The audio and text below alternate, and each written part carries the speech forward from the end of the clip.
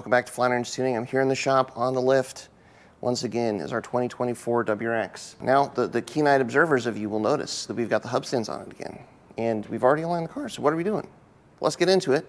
Before we do, just want to say, if you like the channel, if you like the content that we're putting out, make sure you like and subscribe. Check out Flatirons Tuning for all your parts needs. That support goes a long way to making it so that we can keep coming back and make this content for you. All right, so what are we doing to the car? It's actually nothing to do up front. It's in the back. Let's walk around. You got to be careful because we've got our strings here going. Here is where all the stuff is happening. What we have done is basically put on all of the Cusco linkages back here. So we've got the trailing arms, lower control arms, the trailing arms here, the tow arm here, and the upper control arm. Let me see, yeah, you can kind of see here. That gives us adjustment of the position of the upper ball joint there. Everything is on here.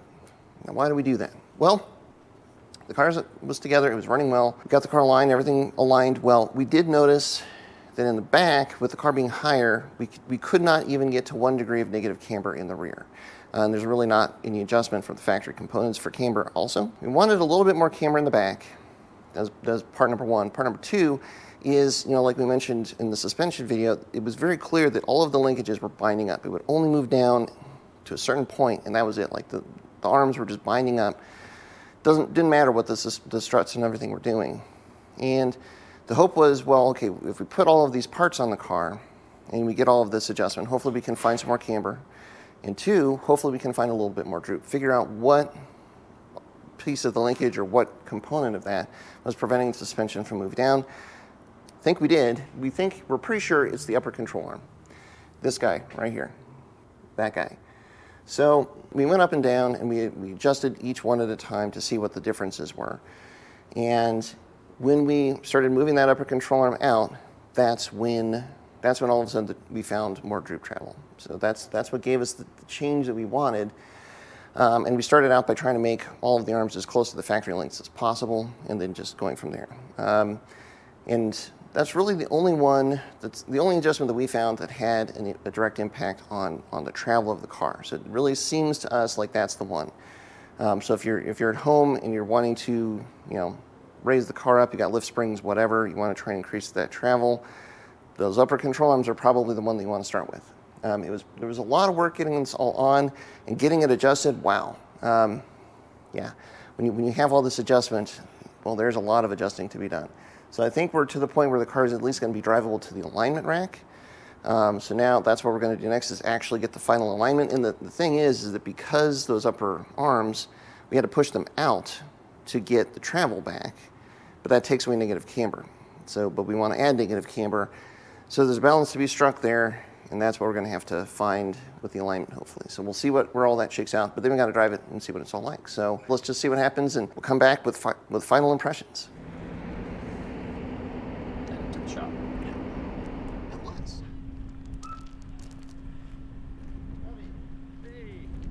Basically.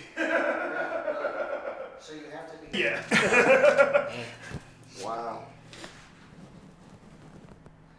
Huh. The shrouding used to fit better before. Sure. The wall. Semi-pro, heated four-wheel drift for 1 season. Yeah.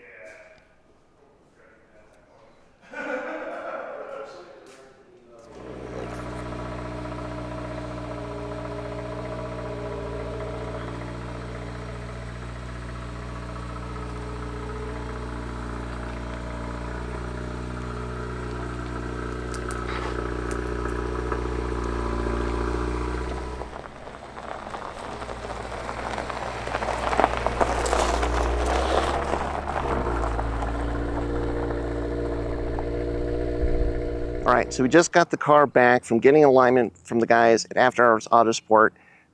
These guys are awesome, and they're kind of a find here in Colorado. They build drift cars, so when we threw them this car with all the adjustment in the back, they're just like, yeah, whatever. Justin over there did an awesome job. So now we've got everything aligned properly. We've actually got some negative camber in the back. We're about 1.2 degrees negative camber. The toe is set right, and I'll be honest, the car drives kind of like a dream. So huge thank you to the guys at After-hours Autosports. Now let's get in the car and let's see if we can show you what this feels like and how much smoother it feels like and how much rear grip the car has. We've switched positions. Carter's in the driver's seat now for the trip home to give your perspective. So Carter, you've driven this, you drove this ice racing, and now here. What do you think? Yeah, so we've made the full transformation now. At least this phase of it is complete, and it feels good. This is the first time we took it on dirt with new tires and a good alignment, and man, what a difference. Like it now feels like you want it to feel like. With the proper suspension in the back and everything, the balance is noticeably better. Like you can feel the rear actually working and not just binding up the way it was before. And it wasn't bad before, but it's like it now feels planted everywhere. Yes. And like going through all, like that ditch back and forth. I mean, it's like, man, it's impressive. Yeah, I was impressed just riding in the car at how little you feel it. We're on this pitted out dirt road right now, and it feels like tarmac. It feels like a rough tarmac road, yeah. But that's what all of the Cusco bits give us, is the ability to absorb those deeper impacts and much more easily. Effortless is the word that comes to mind. It's like this vehicle, this car now takes this kind of rough terrain and those big bumps, makes it feel effortless, and that's awesome. What that translates to in the driver's seat then is confidence, like you're saying. You see something, you want to do it. Yes. And now you know you can. And like we got the TR brakes, got all the brake that you would want. The suspension just makes the car feel planted. And then, well, we got flex fuel now. So that's spoilers, I guess, maybe, depending on the order of these videos.